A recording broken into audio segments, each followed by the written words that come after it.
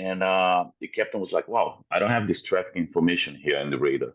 So we start to work on that. And I called the ATC, hey, we have a traffic approaching like 11 o'clock. I don't know how many miles, but 5,000 feet above. They said, contact the next sector because you're about to climb higher. So call the center and he's going to give you more information about the traffic. So he contacted the center, and pretty much he said, well, the bad news is there is only one traffic taking off behind you. There is no traffic where you're pointing because that's the sea. And they were like, no, there is a traffic and he's approaching and we can see he's very bright. And then I say, I don't want to be the crazy one here. Boom, I call the cabin crew. Hey, come see something. Just make sure that I'm not the crazy one because when I land, this guy gonna say I'm a crazy guy. So all the girls they came, they're looking like, wow, yeah, we can see. That's something we can see. And that time you could see like getting really, really bright. So after landing, this guy wants to talk to the pilots. So back in time, he was allowed to come to the cockpit when we were on ground. And he said, I have to say something to you guys. Did you see there was a bright thing behind the aircraft? And we're like, wow, no, we couldn't see this one. But did you saw the one in the front? Because we were seeing the one in the front. Now everybody was in shock, like, what? There was another one behind. We didn't know that. The following is a conversation with Alessandro Bonifacio Rodrigues, or Boni to his friends. Boni is an airline pilot who has been in the skies for a lifetime and racked up over 9,000 hours of flying time. Boni followed in his father's footsteps in becoming a pilot, and right now he's in the skies piloting an Airbus A350, transporting you and I on our holidays and business trips across the globe. Boni and I connected over our shared interest in UFOs and UAP, and in this conversation I'll show you the footage that Boni has captured in the skies, as well as his experiences, his interest in the subject, and some fascinating detail on how aviators deal with and talk about UFOs. Boni is an open-minded man, deeply fascinated in the subject from a young age, and an all-round lovely, warm-hearted guy who you just want to go for a beer with and talk, total nostalgia. He's my kind of dude. A really fun and informative conversation with some awesome footage too. Timestamps will be in the description, and if you stick around to the end, you'll find out who his favourite alien character is. And it's probably not who you'd expect. So, the following is a conversation with Alessandro Bonifacio Rodrigues.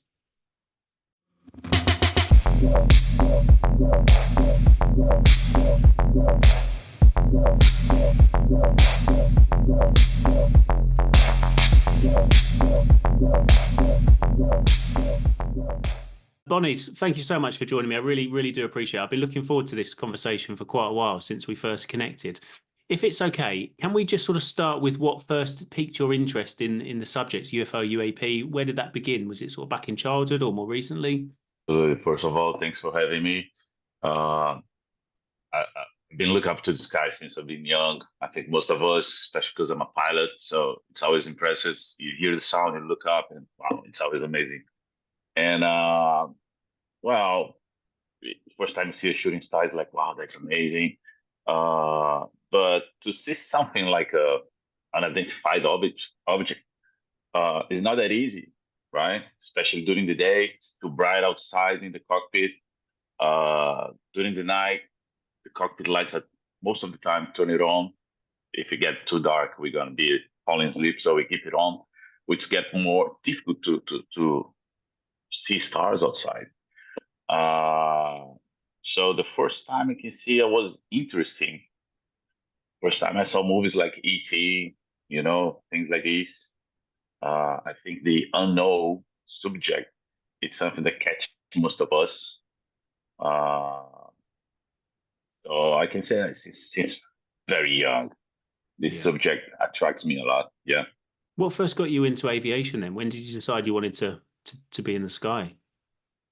Well, I was not supposed to be a pilot. I started like most of us to lost to what am I going to do with 18 years old? So I was doing international relationships and in the college. Pretty much, not gonna lie, not studying, just partying. And then I realized I was doing wrong, and I said, "Mama, Papa, I need a job." So my father was a pilot, so he pretty much said, "You can come try, be like a internee on the airline." So I was getting paid like $200. This was back in 2002. So pretty much that was the first time that I had access to the planes, to the pilots, to this whole airport environment. And I was like, wow, it got me. So I pretty much I stopped the college and went straight for the pilot. How they call that is the flying school, yeah. And you've been doing it ever since. Amazing. So are you? Yeah, So you're everything started in 2006 as a pilot studying first hour of flight. Yeah, 2006. Yeah, and you say you've done You know, about sort of 9,000 sort of hours in the sky, yeah, a roughly. little bit more than 9,000. Yeah, in the airline environment. Yeah. Superb. And what sort of planes do you fly? What's your A350 is a big one. So sorry, say again. The Airbus A350. Oh wow. Okay, I know. Yeah, I it's a think I big know what one. that is. Big. Yeah. Big. Yeah. So when did you first see something that you kind of you couldn't explain conventionally? When was that? And what did you see? And what was your sort of thought process when you first thought, that's different? I've tried to find answer for that, but it's tricky because when you are young, your memories are not as clear like last week. So you start playing with you like, is this a memory, something from a movie, you know? But I have this kind of memory, like my family, they have this kind of ranch in central Brazil. And when you are in these dirty roads going to the farm, to the ranch, it's very dark. So we saw something that sounded like a helicopter, but there was no helicopter back then. Then one of my uncles said, "Hey, look at these," and pretty much wasn't a shooting star. Was just moving above the cloud a little bit, very bright, and disappear. And we're like, "Wow, that was nice." And but back on time, this became a big joke. You know, like your uncle was drunk. You don't know what you're talking about. You know, like, Yeah. so that's the first time I remember looking up and say, "Wow, that's different." You know. After that, what I remember very well, I don't know if you ever heard about this movie. It's kind of it's a cheap one from Hollywood, but they made it in Brazil. It's called Area Q, from the letter Q, from Quebec. Have you ever heard about this one? No, I don't It's a think I story have. about yeah, it catches me because when I read about what was about, it was like a journalist. He had a problem with his kid or something like that, and he went there to research about these. It's not a counties, but like little small group of people, like 100 people living together. It's like it's not even a county, town, whatever, and they are having visions like things in the sky, like we call UAPs right now. Well, I'll get your travel arrangements settled. Do you have a current passport? Yes, ma'am. Sorry to Brazil. And that's one of the largest documented alleged UFO sightings in the world. My name is Oswaldo. Welcome. I'm your guide. And I say, you know what? I'm not doing anything on this layover in the hotel. I'm going to download this one and watch in my computer. And the story was really nice. And the funny fact was like 3 days later, I was going to fly over this area. The name of the movie, Area Q, is because the region in the northeast of Brazil, it's full of these little towns that start with the letter Q. Okay. I think it's Quixerê, Quixará. It's a lot of, it's like a tribal Indian Brazilian thing. Those words. Like for me, there is no meaning, but for sure, if you take a look like the old Greeks, oh, this is what it means in Latin, you know, like. And so that's the reason the name of the movie is called Eric Q. And I was flying with this captain, and because of his religion, he didn't trust anything. And I'm like, well, I don't care. Like I trust the force. You know, you can trust your God or whatever. It's written by a man. I don't care. So I told, hey, I just saw a movie, very nice, and because of this region, it's it's very famous because of the activities. And I Googled back on the time, and it's true. If you take a look, it's even the Brazilian Air Force took serious the what people were talking about was on the news and things like that. But this was back in the early 90s. So he didn't care. He looked at me and said, "What the fuck this boy is talking about?" And he didn't care. So whatever. I was trying to chat a little bit. He didn't want to talk, so whatever. So we continued the flight, and it was like a 15 hours layover. But departure time was like 1 o'clock in the morning. And as pilots, we have our procedures. So you do your takeoff procedure, after takeoff procedure, climbing procedure. It depends on your aircraft. And pretty much you have your standards of procedures as a pilot, as a first officer, and as a captain, what you have to do. So even if you never flew together, I know what to expect from you. And if you're missing something or not, I will get to know and give you a call out for that. So we did the takeoff at like 1 o'clock in the morning, and trying to remember, this was like back in 2012, and we're crossing like 10,000 feet. So pretty much one of the things most of the aircraft we do is we turn the landing lights out. So we don't need to call attention of the aircrafts below this altitude because pretty much you're going to be under air traffic control. They need to call attention for everybody surround you. And I made a joke with the captain and say, "Hey, today you have a very good first officer. I did my procedures. Look at this guy outside." And when the airplane is turning and he got the lights, the takeoff or the landing lights on, and by somehow it passes, his heading's passing in front of you, even far miles away, you can see how bright it is. So you know he's turning. And of course, you can see the red and the green lights, so you know the direction if it's coming or going, right? But because of the landing lights, we could see it was coming our direction. So I said, that guy is still a little bit lost. And the captain was like, "Wow, I don't have this traffic information here in the radar." So we start to work on that, and I called the ATC, "Hey, we have a traffic approaching like 11 o'clock. I don't know how many miles, but 5,000 feet above." They said, "Contact the next sector because you're about to climb higher. So call the center, and he's going to give you more information about the traffic." So he contacted the center, and pretty much he said, "Well, the bad news is there is only one traffic taking off behind you. There is no traffic where you're pointing because that's the sea." And they were like, "No, there is a traffic, and he's approaching, and we can see he's very bright." And then we saw another aircraft say, "No, I can see the traffic." So pretty much nobody cares. And that light, it continued like moving horizontally from left to right, slowly, very slowly, like keeping the pace. Because when you have a star and the world is rotating, you can see it's going up, And we were like, "Wow, that's something strange. That's very nice." And back on time, I had my GoPro Hero 1. So pretty much there was no focus. Yeah. I put on the window. I tried like, "Fuck, look. I didn't catch anything, And this was something like the captain, I was like in shock because yesterday I told, "Hey, you know this region here? I told you about it." He was like, and then I said, "I don't want to be the crazy one here." Boom, I called the cabin crew. "Hey, come see something. Just make sure that I'm not the crazy one because when I land, this guy gonna say I'm a crazy guy." So all the girls, they came, they looking like, "Wow, yeah, we can see. That's something we can see." And that time you could see like getting really, really bright. Like I could say he was getting close to 2-3 miles from us and very bright, white, very white.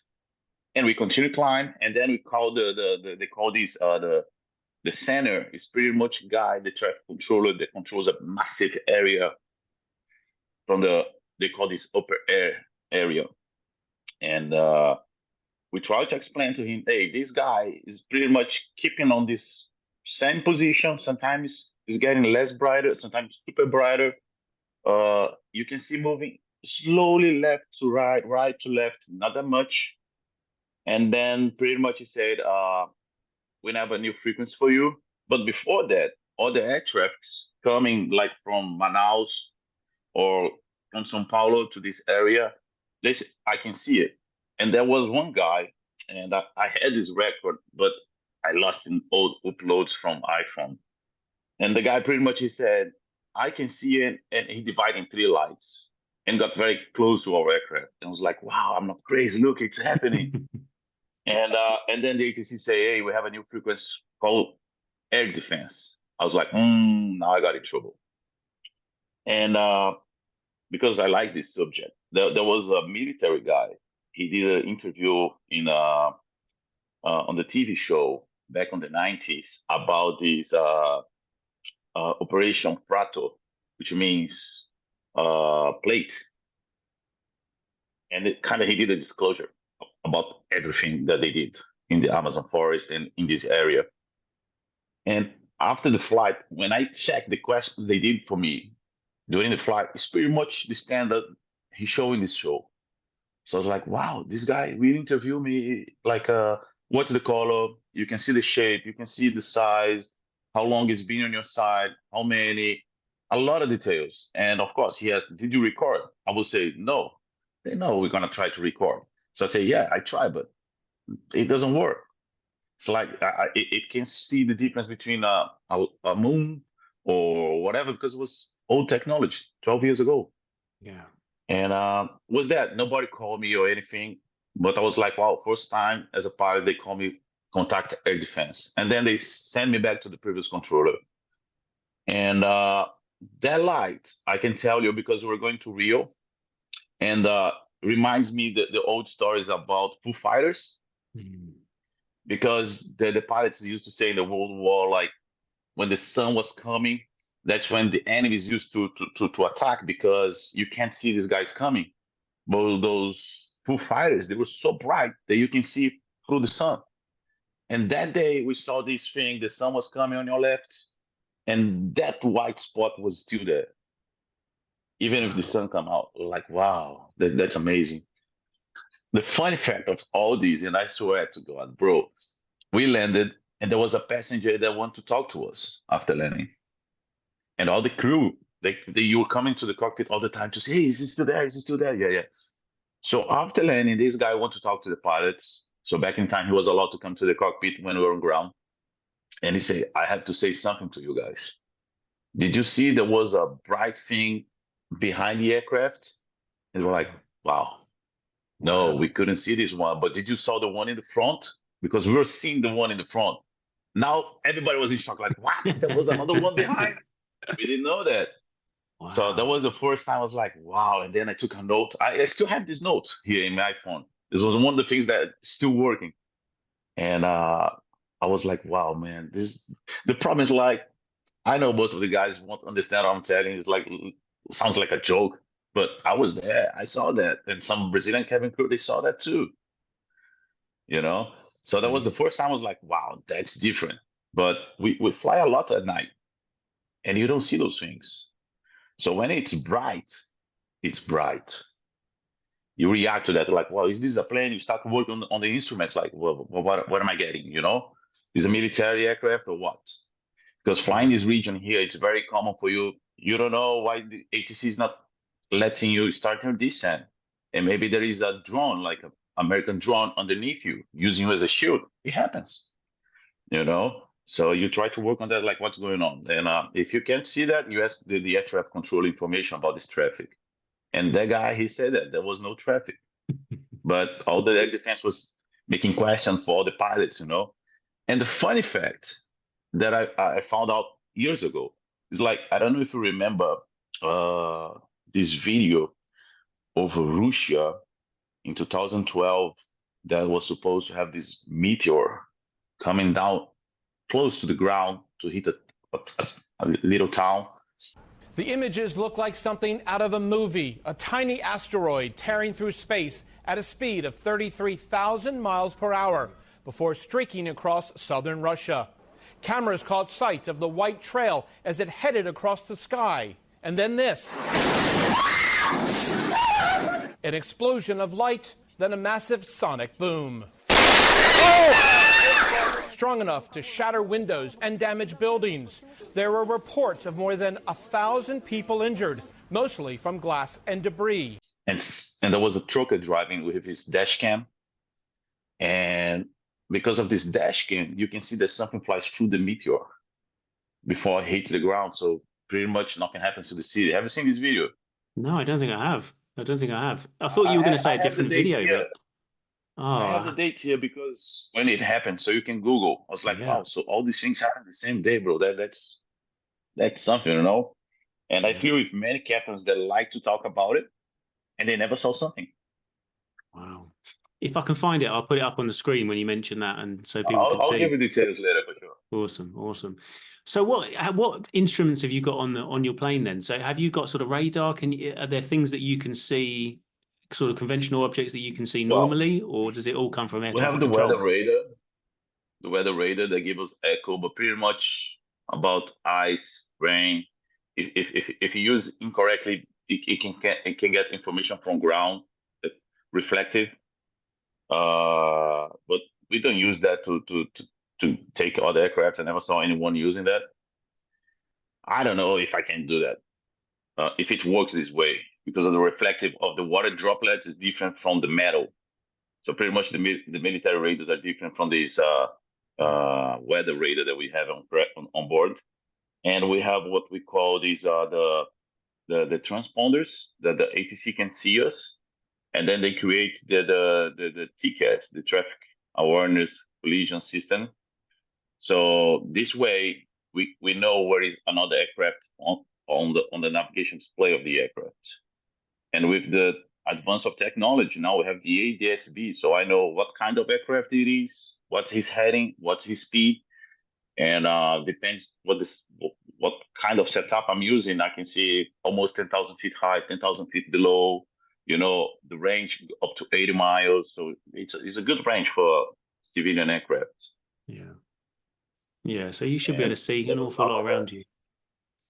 Yeah. What sort of objects have you seen then? So you've mentioned these sort of white lights. I mean, you've sent me a few videos, and I'll obviously put those up for people to see. The first time I saw something like, wow, because like I told you, crossing the Atlantic Ocean from USA to Europe, it's easy for you in a clear sky evening to look up and see like the Starlink. It's nice to see that, but you can see it's a satellite. It is steady moving.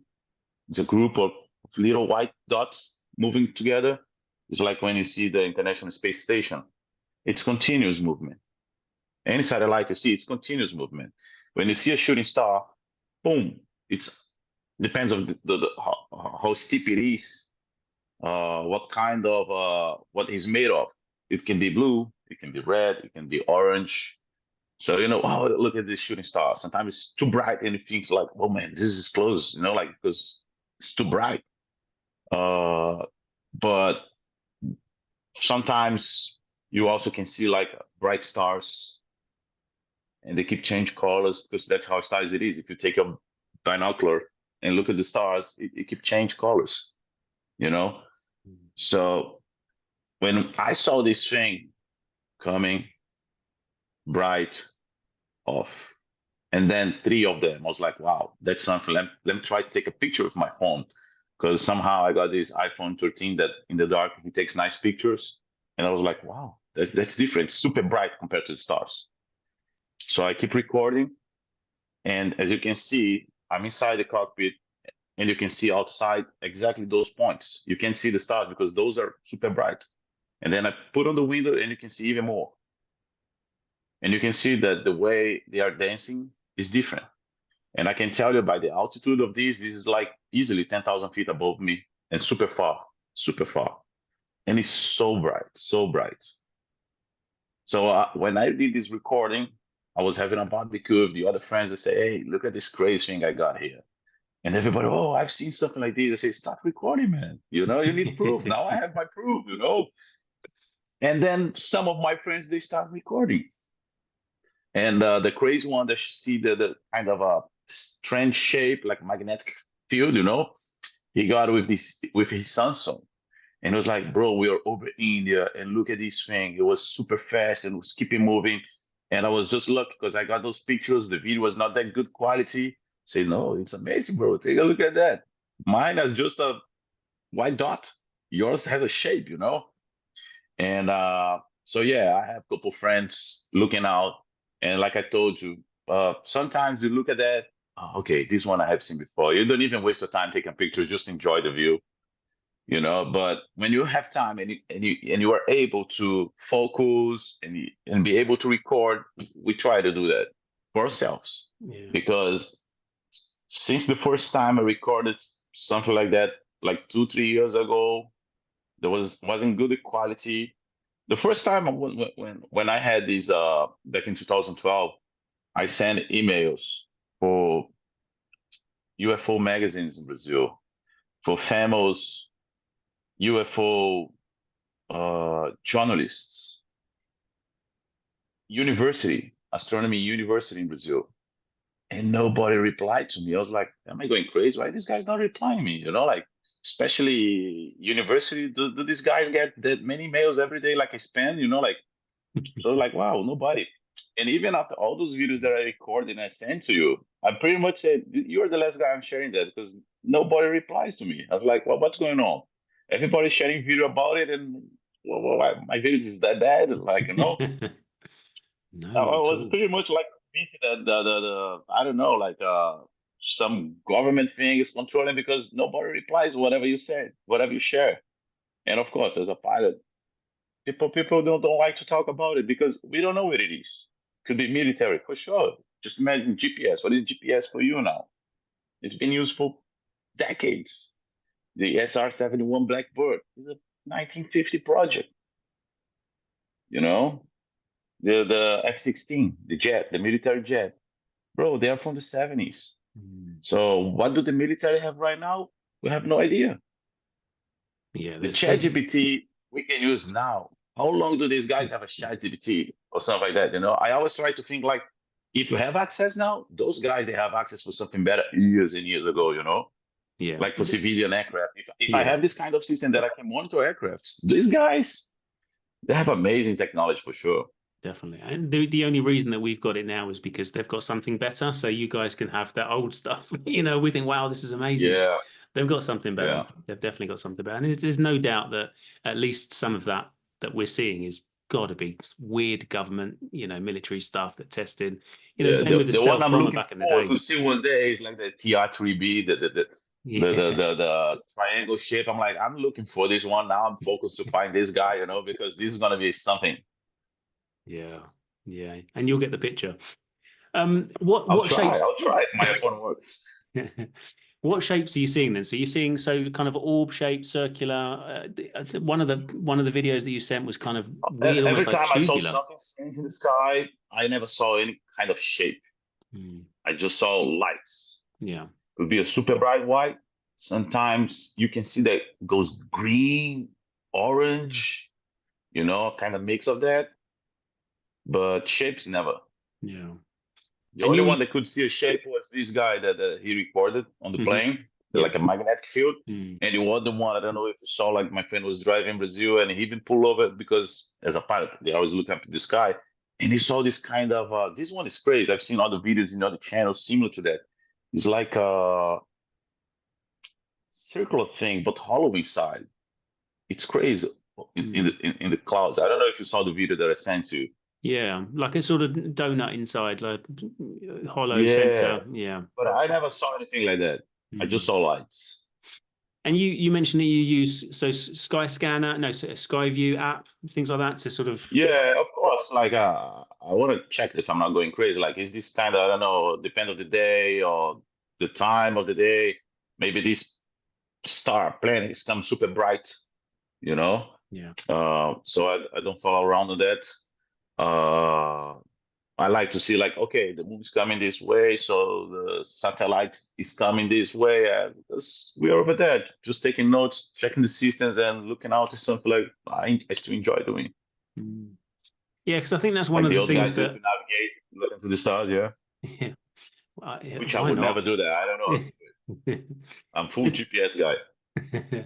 There's a lot of the skeptics and sort of debunkers online that say, well, look, this is just, and even sort of military pilots that are out there, specifically identifying other objects. And they say that there's this sort of, pilots are only human and therefore they're just misidentifying satellites or misidentifying the International Space Station or misidentifying planets or whatever.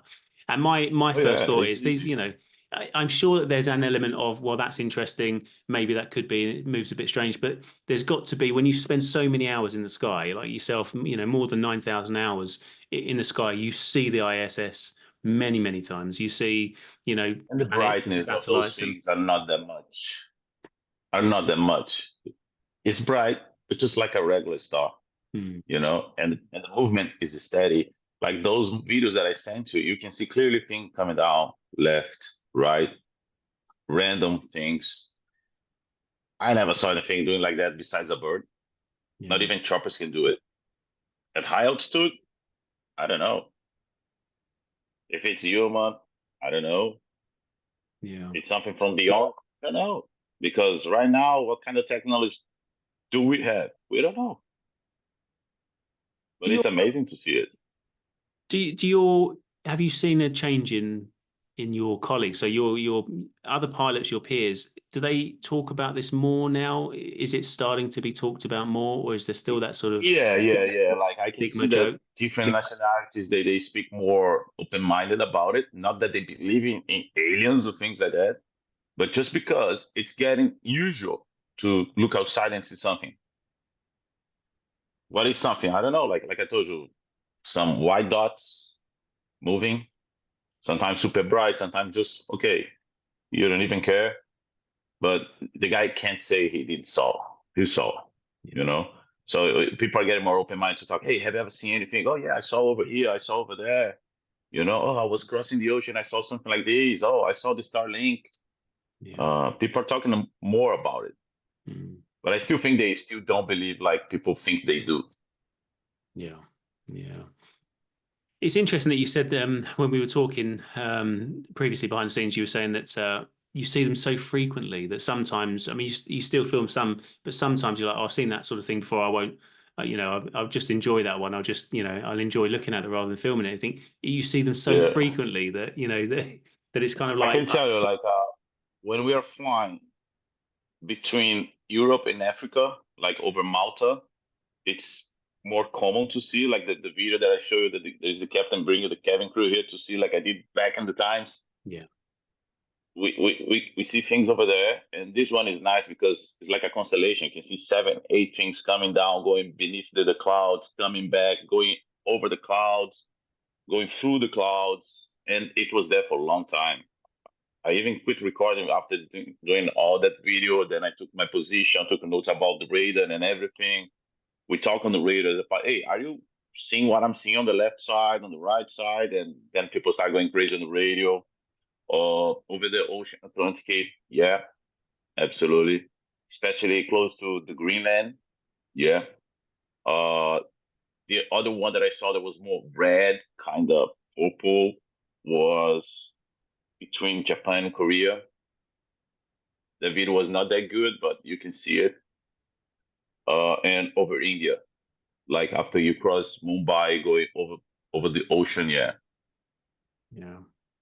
Do you have any kind of reporting? Is there a process if you see something that's potentially? Well, that's another question, really. Have any of them ever felt like they're a risk to safety, or have they ever always felt too far away, no risk, no concern? No.